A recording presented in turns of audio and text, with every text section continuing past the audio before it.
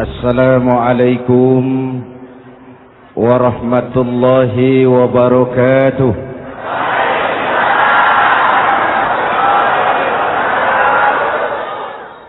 Alhamdulillah wassalatu wassalamu ala Rasulillah Sayyidina Muhammad ibn Abdullah wa ala alihi wa sahbihi wa mawala, amma ba'du. Saudara-saudara kaum muslimin di seluruh tanah air, hari-hari pada minggu akhir Ramadan kita bersama-sama menyaksikan sebuah fenomena tentang pindahnya kegiatan umat dari masjid ke pasar, dari masjid ke terminal, dari masjid ke stasiun, dari masjid ke bandara. Apa boleh buat, itulah wajah kita.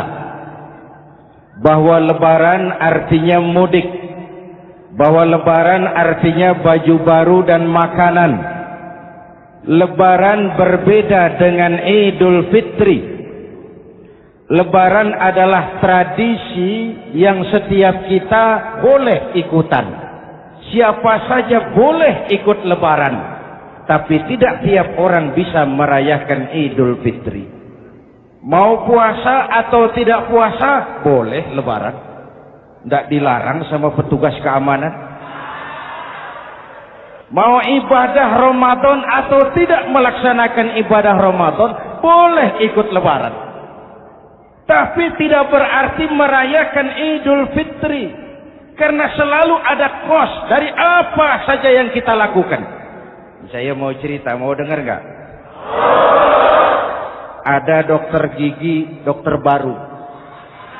Satu sore praktek, pasiennya 4 orang nunggu duduk jejeran.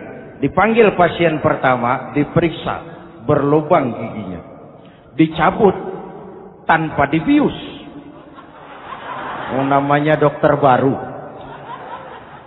Pasien ini teriak, aduh sakit dok, tidak kuat, sakit. Teriakannya keras sekali. Pasien yang 3 orang yang nunggu gemeter,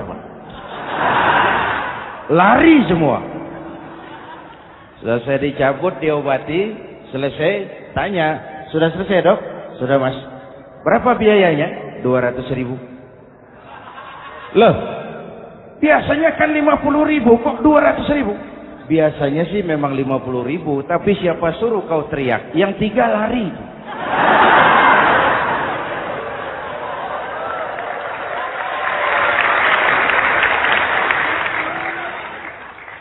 Cerita pendek ini ingin berpesan kepada kita, selalu ada ongkos yang harus kita bayar dari apa saja yang kita lakukan. Mau ibadah atau tidak, mau jadi orang baik-baik atau jadi bajingan paling tengik, mau berbuat salah atau berbuat soleh, selalu ada kosnya, selalu ada ongkosnya. Kita bicara kembali kepada fitrah, Idul Fitri. Bagaimana caranya? Pertama saya ingin mengutip bagian pendek dari ayat 185 Al-Baqarah. Walitukmilul iddata walitukabbirullaha ala ma hadakum wala'allakum tashkurun. Ada 4 hal dari cuplikan ayat pendek ini. Pertama, walitukmilul iddata, hendaknya engkau sempurnakan jumlah bilangan hari puasamu. Berpuasa sebulan penuh. Sebulan penuh itu bisa 29, bisa 30. Pak, kalau beda pendapat bagaimana? Ada yang lebaran tanggal 5, ada yang lebaran tanggal 6. Hadirin, bagi yang punya kemampuan berijtihad, silahkan melakukan ru'yatul hilal.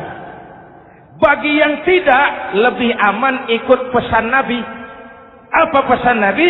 Fa iza ikhtalaftum fa alaikum bisawadil a'zam ma'al haqqi wa ahlihi. Kalau kamu berbeda pendapat, ikut golongan terbanyak yang benar dan ahlinya. Jadi walaupun banyak, kalau tidak benar dan bukan ahlinya, tidak usah ikutin. Banyak benar dan ahlinya.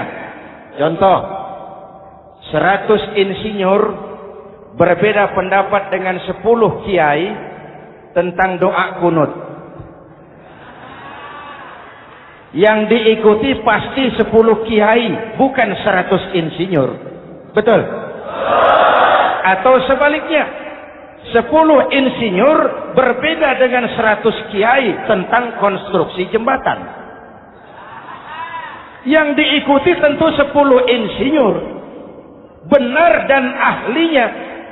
Maka yang paling aman, kita punya Departemen Agama. Departemen Agama punya ahli dari MUI, dari Nahdlatul Ulama, dari Muhammadiyah, dari Al-Wasliyah, dari Syarikat Islam, dikumpulkan melakukan ru'yatul hilal. Yang paling aman, dengerin saja pengumuman Departemen Agama.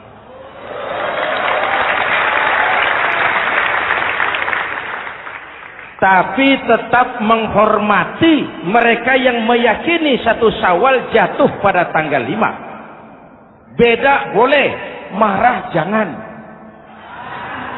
Jelas?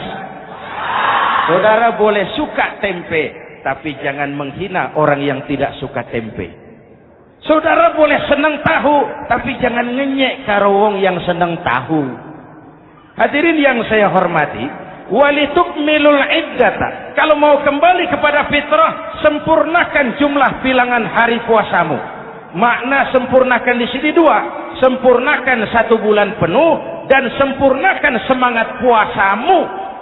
Walaupun Ramadan berakhir, puasa jangan selesai. Kenapa?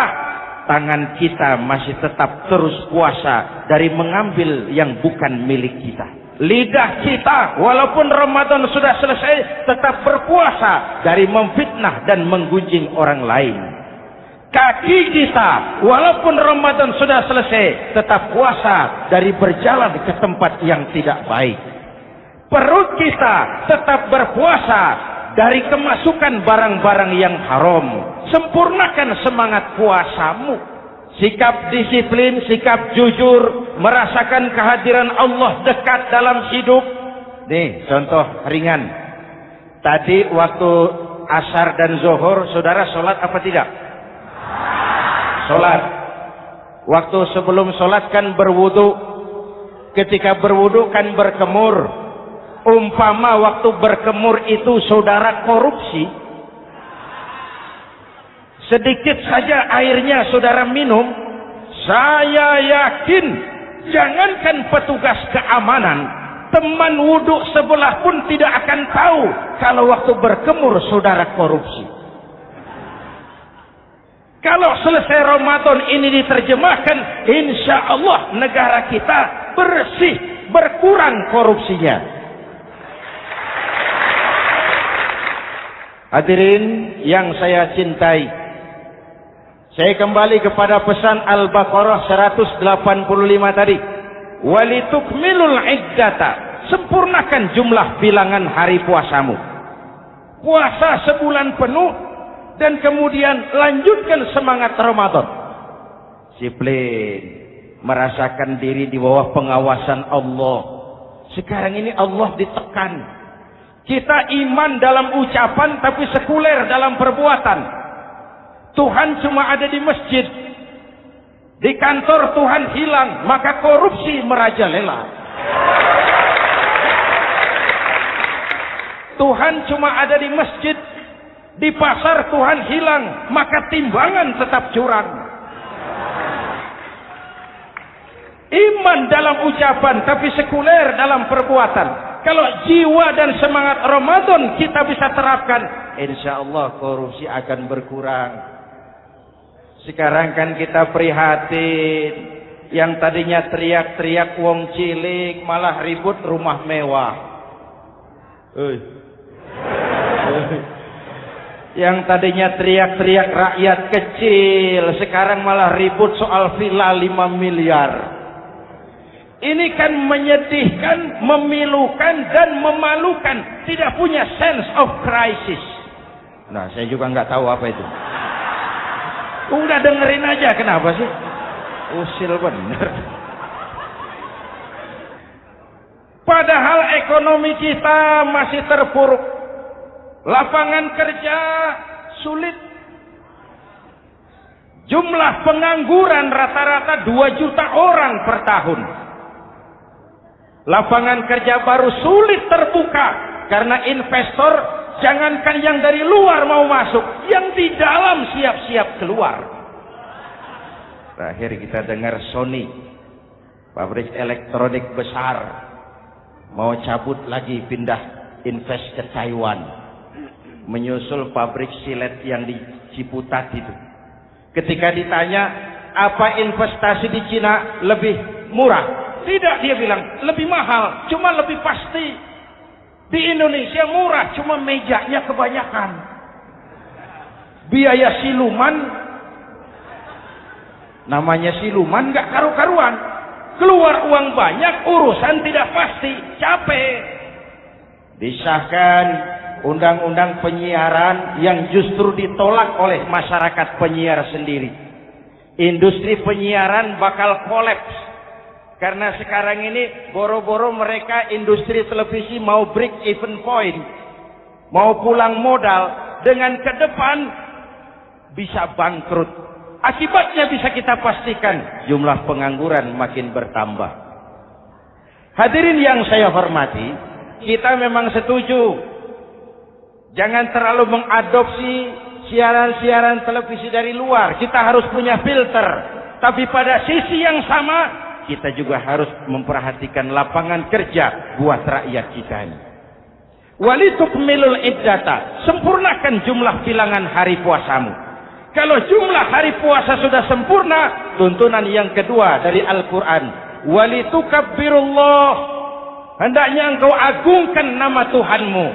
Terima kasih dan mohon maaf, semoga ada manfaatnya. Usikum wa nafsi bitaqwallah. Wassalamualaikum warahmatullahi wabarakatuh.